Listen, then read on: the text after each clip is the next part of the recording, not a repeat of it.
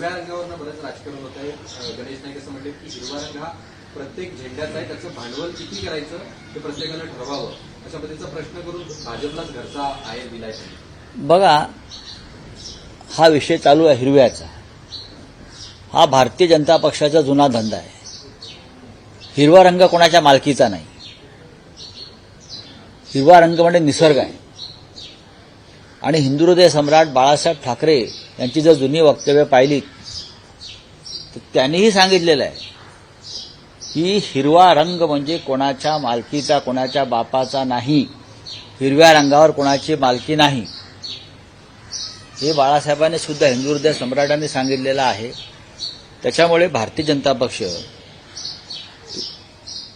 काय म्हणाली ती नगरसेविका मुलगी, हिरवा संपूर्ण मुंब्रा हिरवा करू. नाही, करून दाखवा ना. महाराष्ट्रात हरित क्रांती झालेलीच आहे. महाराष्ट्रामध्ये कृषी क्षेत्रातली हरित क्रांती झाल्यामुळे महाराष्ट्र हिरवाच आहे. त्याच्यामुळे तुमचा हिरवा रंग जो म्हणता राजकीय, त्याच्याशी आम्ही सहमत नाही. तुमच्या विचाराशी, तुमच्या भूमिकेशी आम्ही सहमत अजिबात नाही. आम्ही तुमचा राजकीय मैदानामध्ये पराभव करत राहू.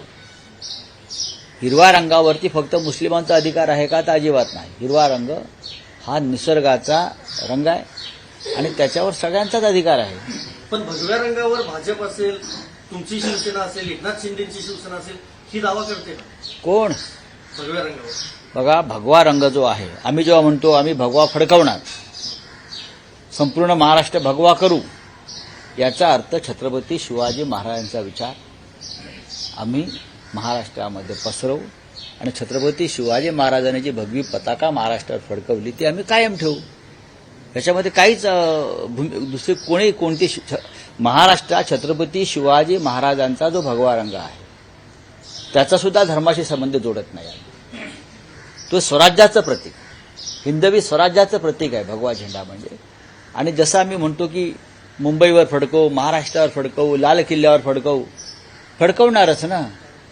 आणि तो फडकवायलाच पाहिजे.